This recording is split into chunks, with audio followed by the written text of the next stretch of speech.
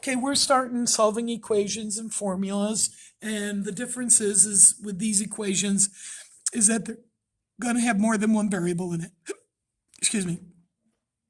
Sometimes you may want to solve an equation such as volume equals length, width, and height for one of its variables. For example, if you know the values of the volume, the width, and the height, then the equation L equals V over WH is more useful for finding the value of L. If an equation that contains more than one variable is to be solved for a specific variable, use the properties of equality to isolate the specific variable on one side of the equations. Now, we've solved many equations and I've showed you different strategies. What are the two strategies I've showed you for how to figure out how to solve an equation? Right, I showed you can do, for solving equations, you can do reverse PEMDAS. So you can do PEMDAS in reverse order. Or you can use the verbiage that I use. It's what's the variable and what's furthest away from the variable. So those are the two things that you can use. The what's the variable saying or reverse PEMDAS. So if we look at example 1, this happens, go ahead and write down example 1. 2x minus 4y equals 8. Okay? Now, when you look at this equation, I happen to know that this is an equation in standard form of a linear equation. Okay? And we'll learn that later in your algebra career. And they want you to solve for y. So they want you to solve for y. Now, so we say, what's the variable? Y. What's standing in the way of y being by itself? A positive 2x and a times negative 4. Now, if we do reverse PEMDAS, we're going to get rid of the adding and subtraction first. Or I say start furthest away from the variable. So how do we get rid of a positive 2x? We subtract 2x on both sides. Okay. Now I put the 2x over there because there's nothing to subtract 2x from, because 8 and negative 2x are not like terms. Okay. So these cancel out. We bring down the negative 4y, and then we can't combine these, so we just write them. Okay.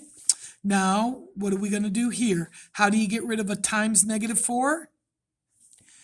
You divide by negative 4 on both sides. So now we have y equals, now technically this is solved for y right here. This is technically solved for y. But the thing is that I do what's called the heart or the pretzel.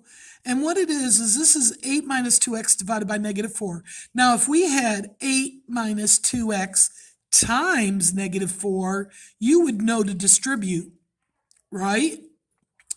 But here you distribute the dividing.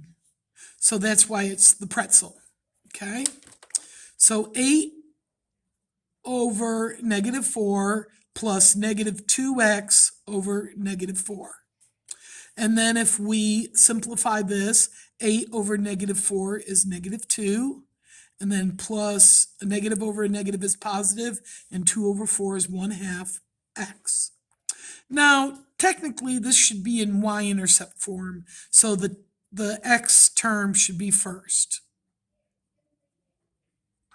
Now, if you remember from last year, x and y are a point.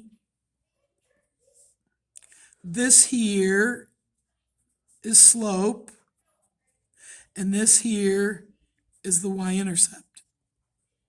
Okay? All right.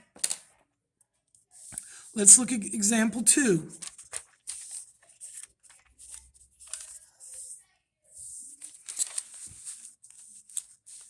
Okay. Solve 3m minus n equals km minus 8. All right, and we're solving for m. Okay, well, we want to get our m's together. So we have to subtract km from both sides. Okay, so now we have 3m minus km minus n equals -8. Okay.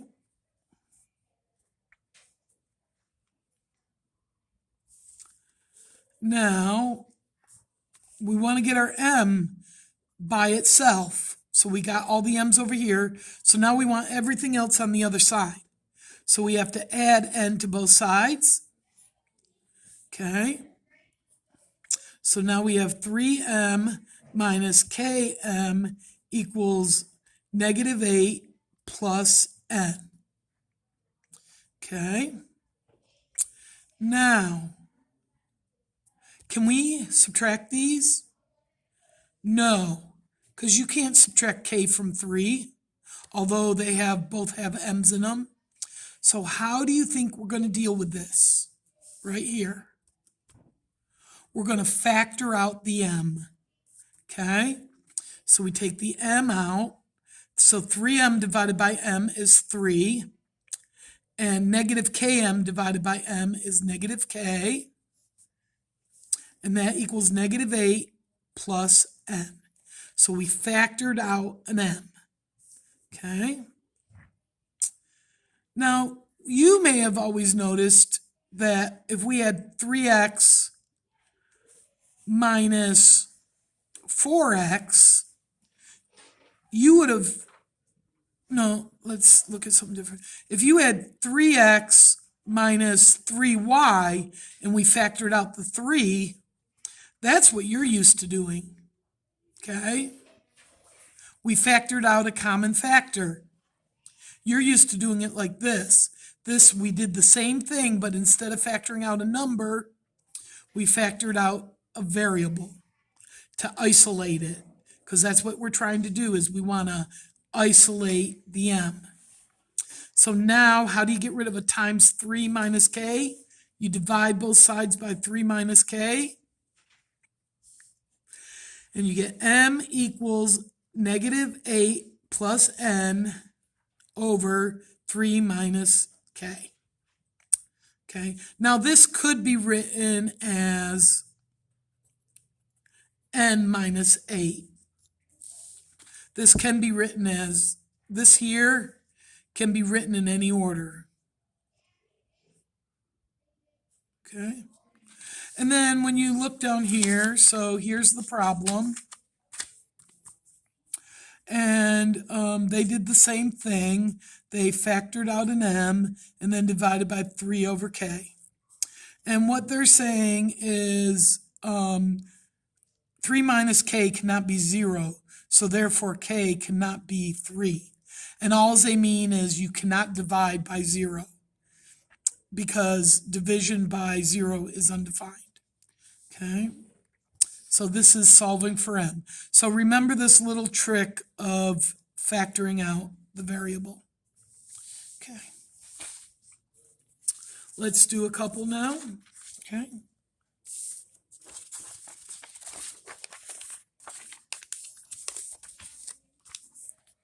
All right. Let's do number 1. Go ahead and write down 1. I'll say it if you want to write it with me. ax minus b equals c. And we're going to solve for x. We're going to solve for x. So we're going to get rid of what's furthest away from x. How do you get rid of a -b? You add b to both sides.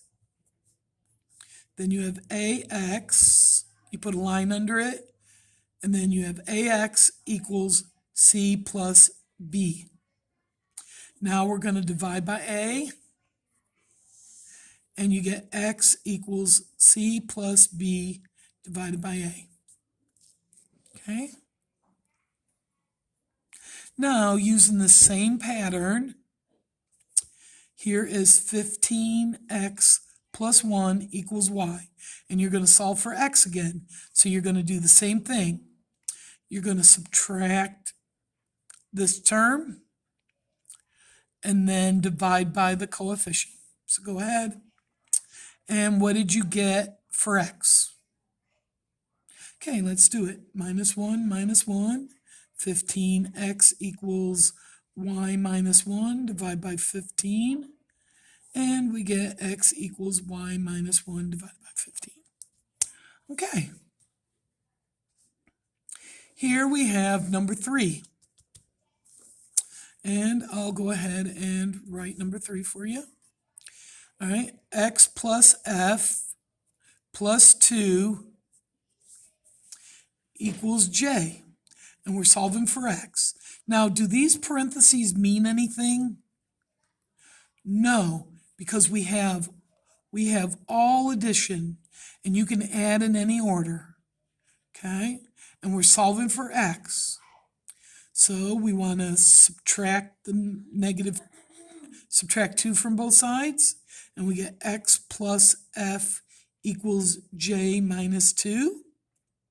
And now we want to subtract f from both sides, and we get x equals j minus 2 minus f. Okay?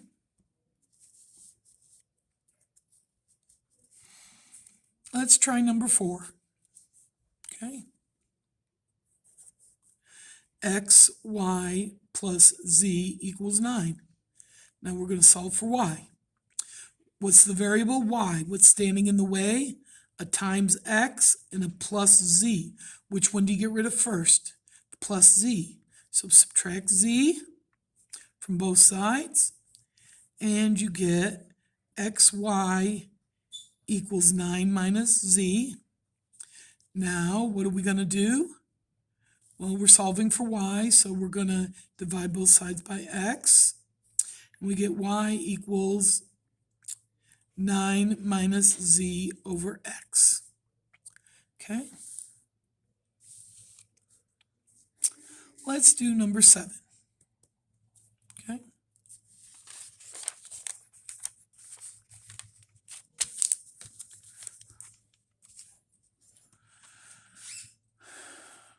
For c plus 3 equals t. Okay? So now the first thing we're going to do is solve for c. Now you could distribute the 4, but that would just add more work. So we're just going to straight off divide by 4. So now we have c plus 3 equals t minus 4, t divided by 4. Now we're solving for c, so we want to subtract 3 from both sides. And we get c equals t over 4 minus 3. Now another way we could write this would be c equals 1/4 t minus 3. Okay?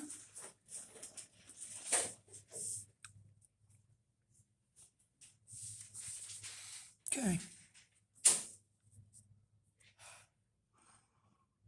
I'm going to stop right there for right now.